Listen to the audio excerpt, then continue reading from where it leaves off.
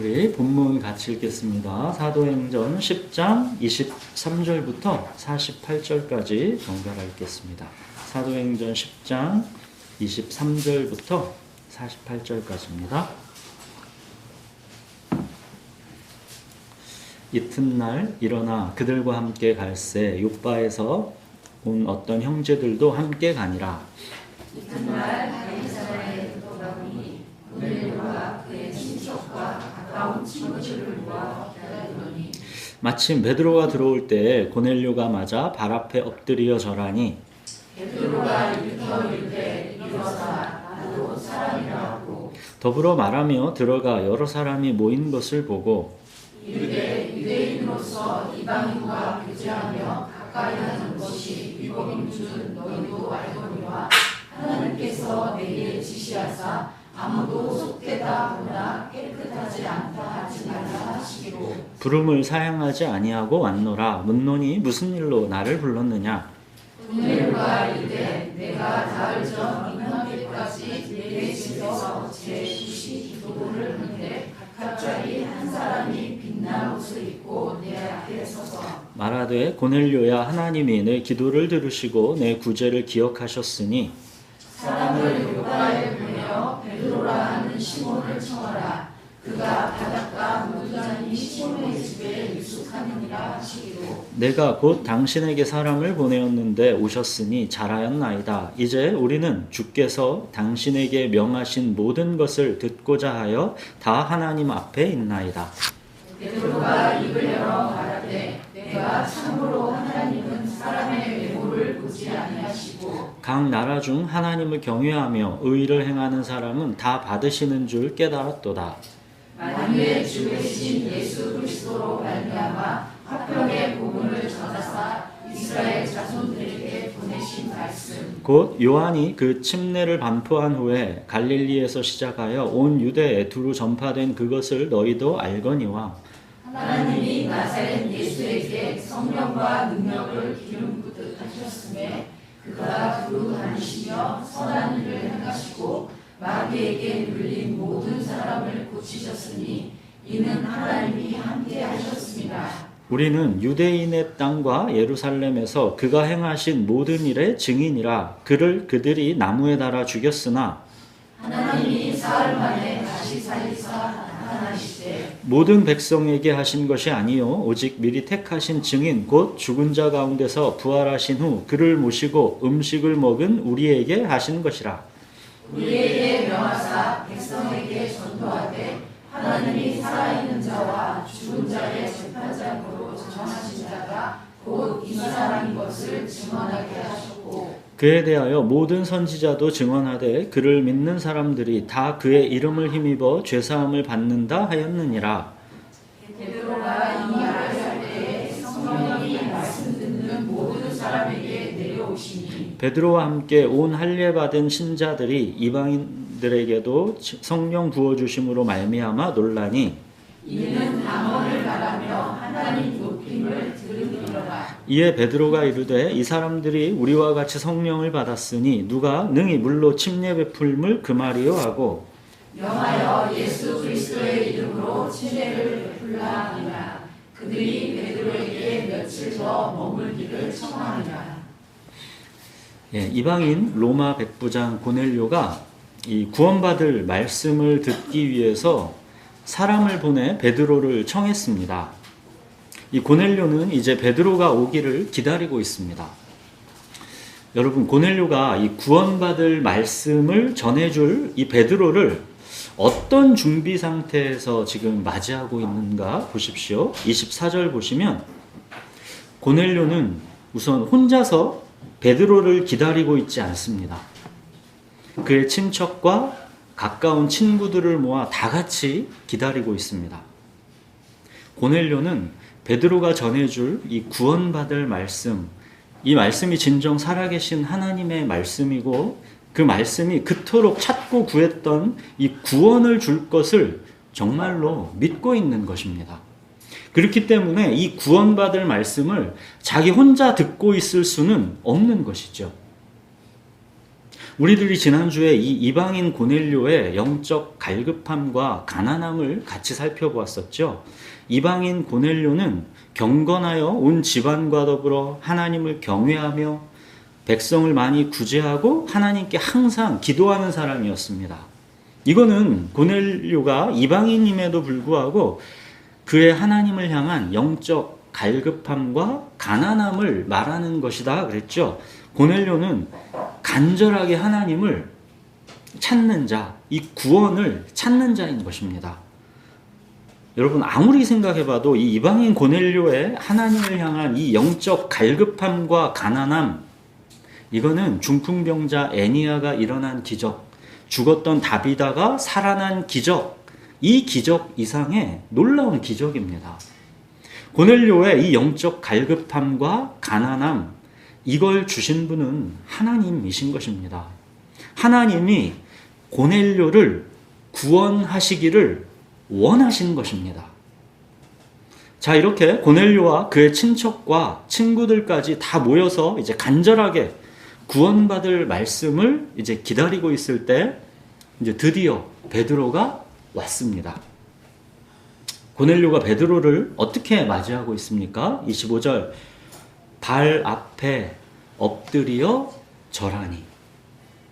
여러분 고넬료는 정복자 로마 백부장입니다. 그러나 어찌 보면 베드로는 그냥 어부 출신의 식민지 평민입니다. 근데 고넬료가 베드로의 발 앞에 엎드려 절하고 있습니다. 왜 그렇습니까? 베드로는 구원받을 말씀을 전해주기 위해 하나님께서 보내신 자이기 때문입니다. 생각지도 못했던 이 고넬료의 겸손한 인사에 베드로가 깜짝 놀라가지고 엎드려 있는 고넬료를 잡아 일으켜줍니다. 26절 일어서라 나도 사람이라. 고넬료가 마치 자기를 하나님 대하듯 하니까 베드로가 지금 깜짝 놀란 겁니다. 나도 사람이라. 사랑하는 여러분, 이 로마 백부장 고넬료가 어부 출신 이 평민 베드로에게 엎드려 절하고 있고 베드로는 나도 사람이라 하는 이 장면을 여러분의 뇌리 속에 각인시켜 두십시오. 이것이 하나님을 말씀을 받는 자와 전하는 자의 태도입니다. 말씀을 전하는 자가 나도 사람이라 하면서 깜짝 놀라게 될 만큼 그렇게 갈급함과 가난한 마음의 준비로 말씀을 들으셔야 합니다. 이 말씀은 살아계신 하나님의 말씀이요 구원받을 말씀이기 때문입니다. 나도 사람이라. 우리도 가끔 다른 의미에서 이 말 쓰지요. 나도 사람이라. 나도 사람이다. 좀 사람이 말하는데 무시하고 안 듣냐, 계속 자냐, 이런 말이죠. 나도 사람이야. 자, 베드로가 모여있는 여러 사람들에게 유대인인 자기가 왜 이방인인 당신들에게까지 지금 와 있는지를 말합니다. 28절, 29절 보시면 유대인으로서 이방인과 교제하며 가까이 하는 것이 위법인 줄을 너희도 알거니와 하나님께서 내게 지시하사 아무도 속되다 하거나 깨끗하지 않다 하지 말라 하시기로 부름을 사양하지 아니하고 왔노라. 자, 이번엔 또 고넬료가 기도하는 중에 하나님의 천사가 베드로를 청하라 했던 이야기를 이번엔 또 들려주죠. 그러니까 하나님은 베드로와 고넬료에게 각각 역사하셔서 그 둘의 환상이 서로 일치되게 하신 것이죠. 이거는 틀림없는 하나님이 보이신 일이다라는 것을 고넬료도 베드로도 부인할 수가 없는 것입니다. 자, 이제 본격적으로 고넬료가 그토록 기다려왔던 이 구원받을 말씀, 이 말씀을 이제 들을 시간입니다. 이 말씀 앞에 서 있는 고넬료와 그의 집안 사람들과 친구들의 태도를 보십시오. 33절.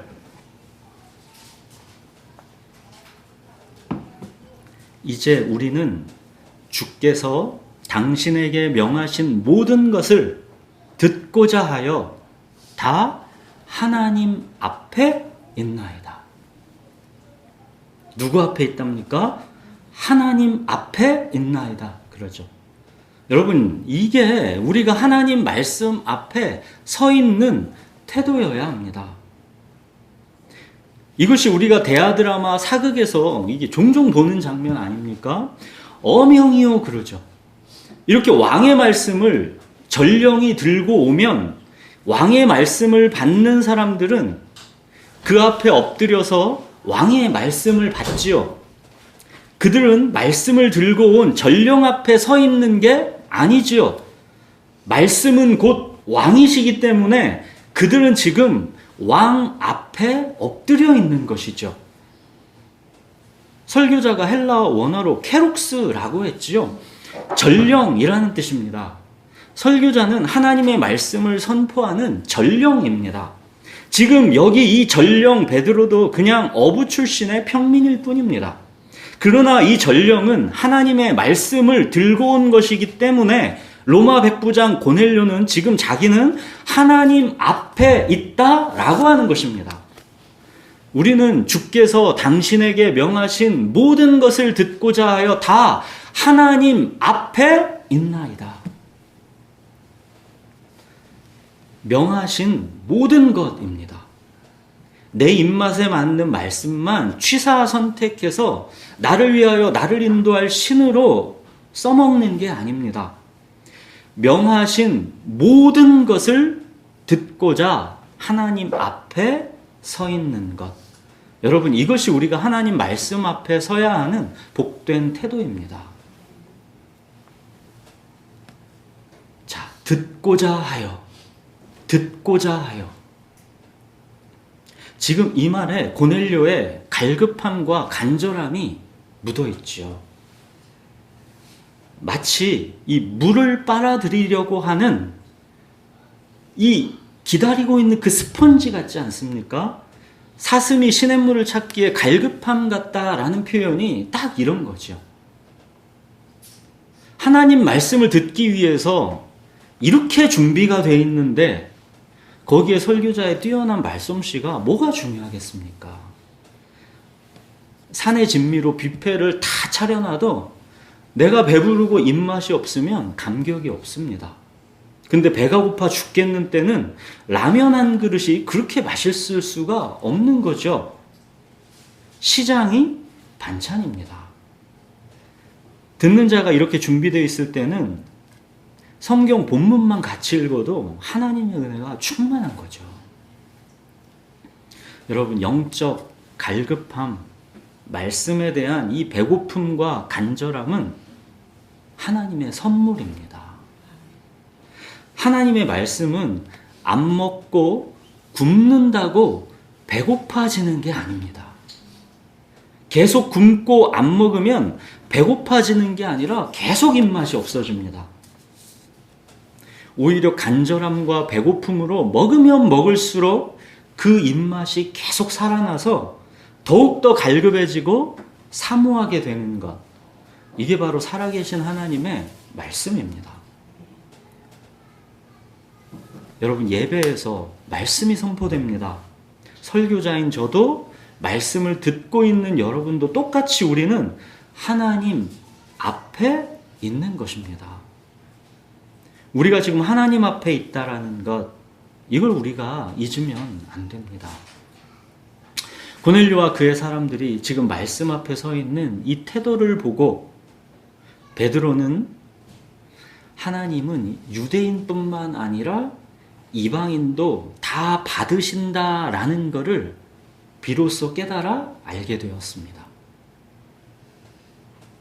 여러분, 말씀을 받을 때 하나님 앞에 있나이다 이렇게 받는 것이 하나님께서 받으신 사람의 뚜렷한 특징입니다.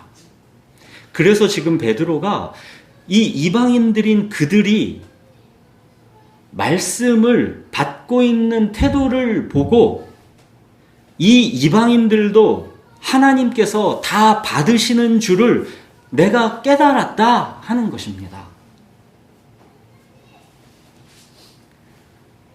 데살로니가 전서에 그러죠. 우리가 하나님께 끊임없이 감사함은 너희가 우리에게 들은 바 하나님의 말씀을 받을 때에 사람의 말로 받지 아니하고 하나님의 말씀으로 받음이니 진실로 그러하도다. 이 말씀이 또한 너희 믿는 자 가운데서 역사하느니라.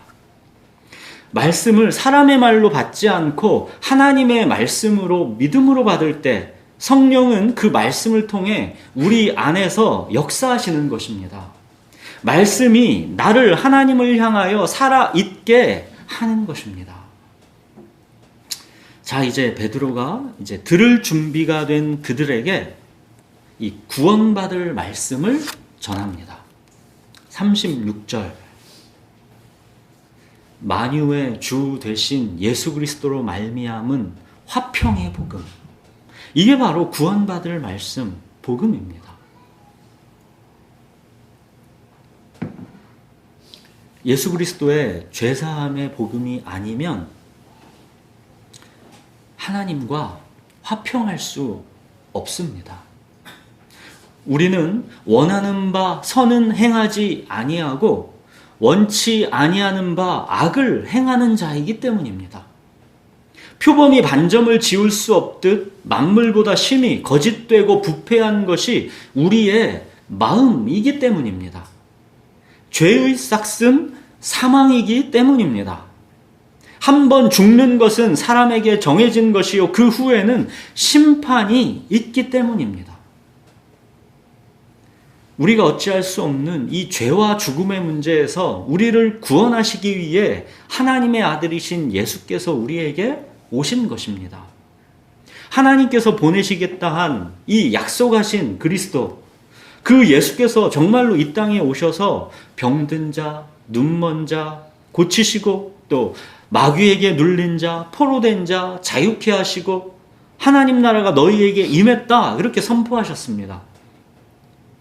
39절 보십시오. 우리는 유대인의 땅과 예루살렘에서 그가 행하신 모든 일의 증인이라. 베드로는 이걸 다 본 사람이지요.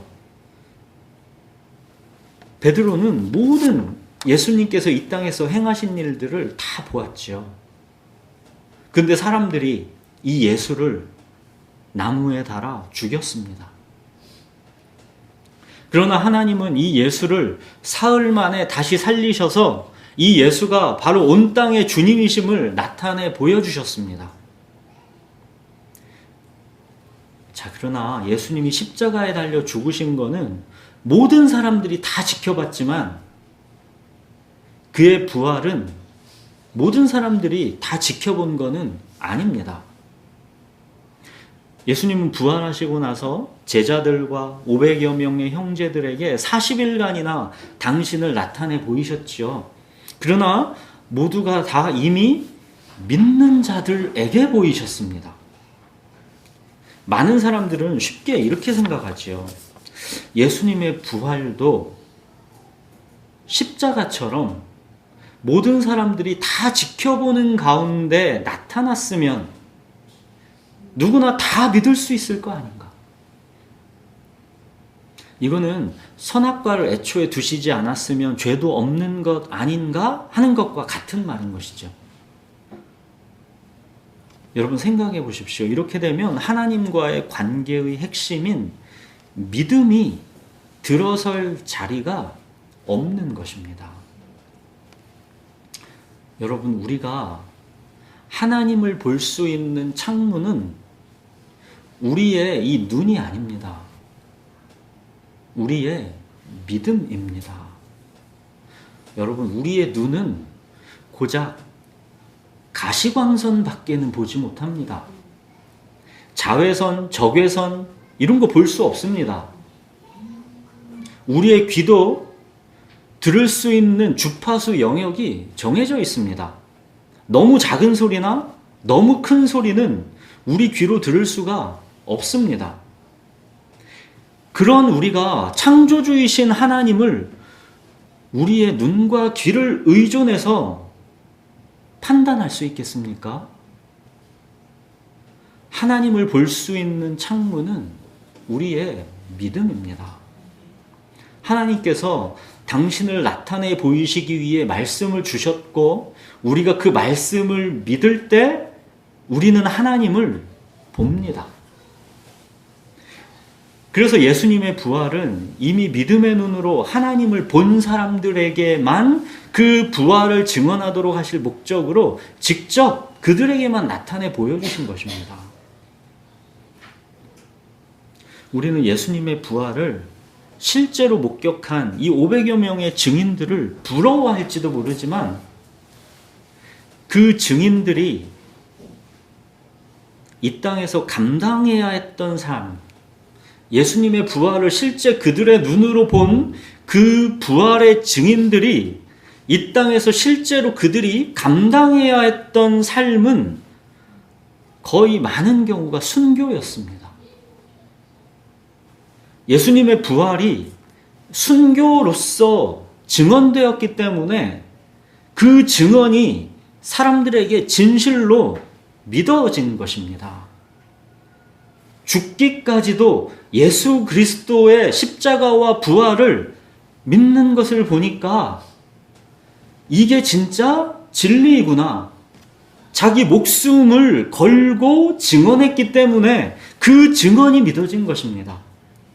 이 부활의 증인들이 증언이 이어져서 계속 2000년이 지난 지금도 우리는 예수님의 부활을 우리 눈으로 보지 않았지만 우리가 믿고 있습니다.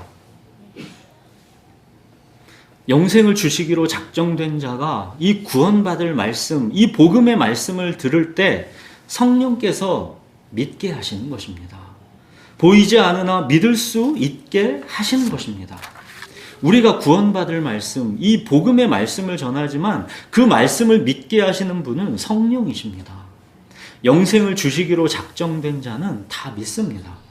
성령이 주도적으로 이 일을 행하시는 것입니다. 자, 그렇게 부활의 증인들이 전도하고 증언해야 할 핵심 내용을 이 42절, 43절에서 뭐라 합니까?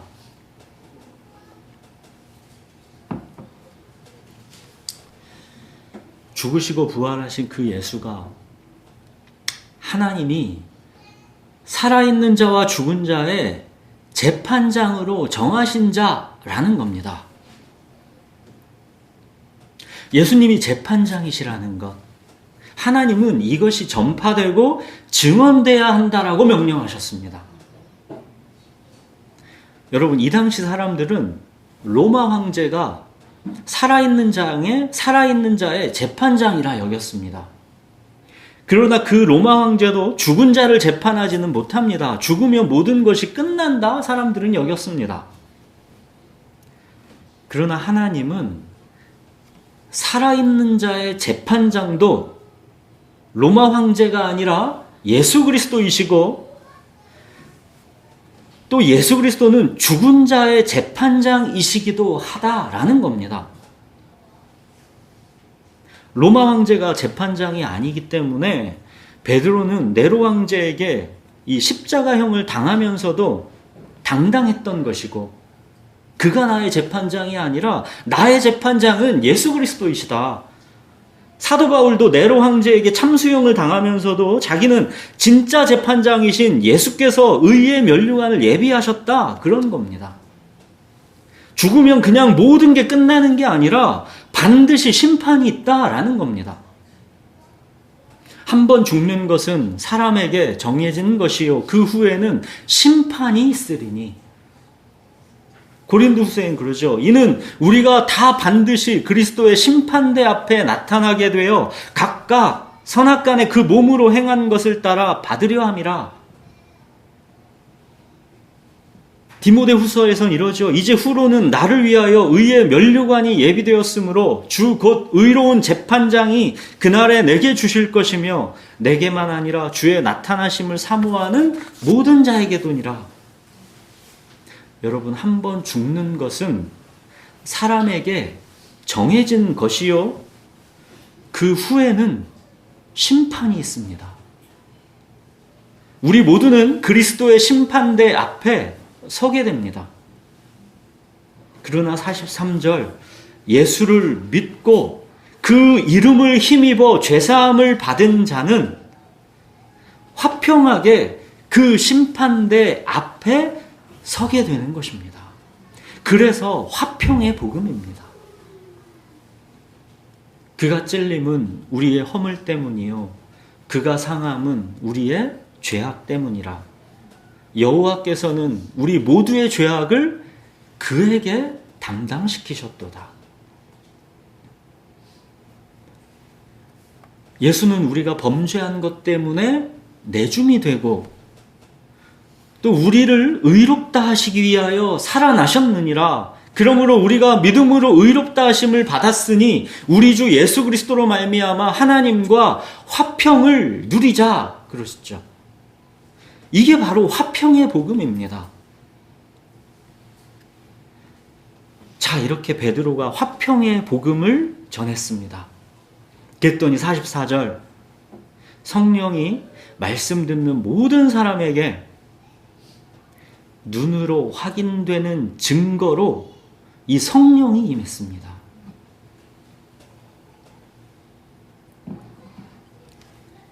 특히나 이방인들이 성령을 받은 것은 객관적으로 눈에 띄는 증거로 나타날 필요가 있었습니다. 고넬료와 거기 모여있던 모든 사람들이 방언을 말했고 하나님을 찬양했습니다. 그들이 성령 받았다라는 증거를 베드로와 또 함께 온 이 유대인 신자들도 자기 눈으로 똑똑히 확인할 수가 있었습니다. 아, 저 이방인들도 성령을 받았다. 이게 객관적인 증거로 나타난 겁니다. 이방인인 그들이 성령을 받았다라는 것을 베드로와 유대인 신자들이 증인으로서 똑똑히 지켜보아야만 했습니다. 안 그러면 웬만해서는 유대인들 신자들은 이방인들이 예수님 믿고 구원받았다라는 것을 절대로 믿지 않을 것이기 때문입니다. 우리가 이방인이 유대인들에게 어떤 존재라는 것을 지난주에 자세히 살펴보았지 않습니까?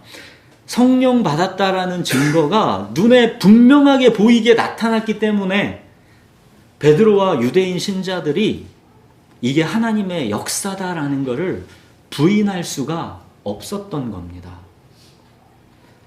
자, 이제 베드로가 그래서 선포합니다. 47절 이 사람들이 우리와 같이 성령을 받았으니 누가 능히 물로 침례 베풀물 그 말이요. 자, 이렇게 이방인들인 고넬료와 그의 친척들, 그의 친구들까지 이 모두가 침례를 받고 예수 그리스도의 한 지체, 교회가 되었습니다. 유대인과 이방인이 이제 주님의 한 몸, 교회가 된 것입니다. 서로 원수였던 유대인과 이방인 이 둘이 예수 안에서 한 몸이 된 겁니다. 이게 교회입니다. 우리는 예수 그리스도의 피로 유대인과 이방인이 한 막대기, 한 몸이 되었다라는 게 이 화평의 복음이 이 얼마나 어마어마한 일인가가 별 감흥이 없죠. 여러분, 유대인에게 이방인은 사람이 아니었습니다. 베드로마저도 무두장이 시몬은 받아도 이방인 고넬료는 속되다는 편견을 벗어버리기가 어려웠지 않습니까? 근데 예수 그리스도의 피는 이 둘을 하나로 이어 붙여서 한 막대기, 한 몸이 되게 하신 겁니다. 여러분, 이렇게 예수 안에서 하나가 된 사람들, 그들의 신분, 배경, 성품 그런 거 다 상관없이 오직 예수 그 이름을 믿는 이 한 가지로 하나가 된 사람들, 그게 바로 교회입니다.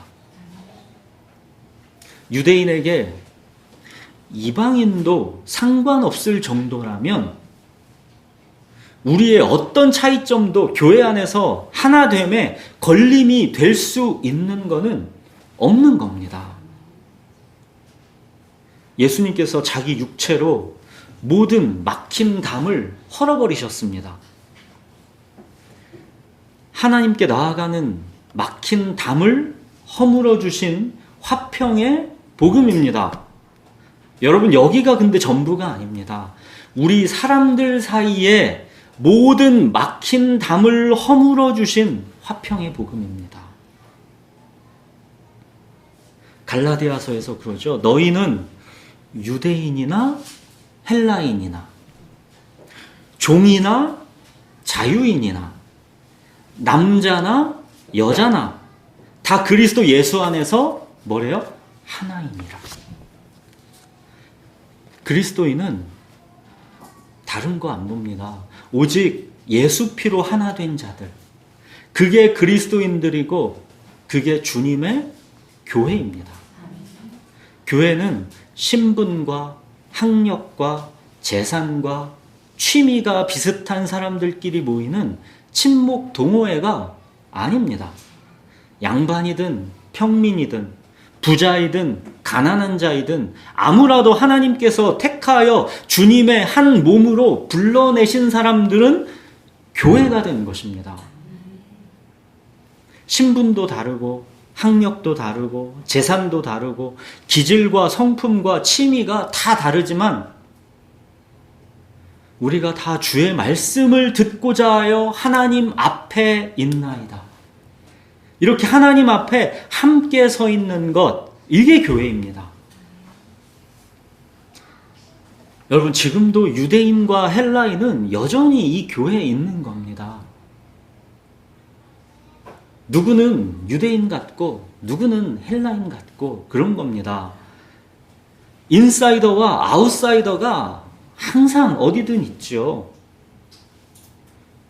그러나 교회는 둘이 아니라 하나입니다. 교회는 주님의 한 몸입니다. 세상의 모임은 인싸들의 놀이터지요. 인싸들이 아싸들을 그렇게 배려하지 않습니다.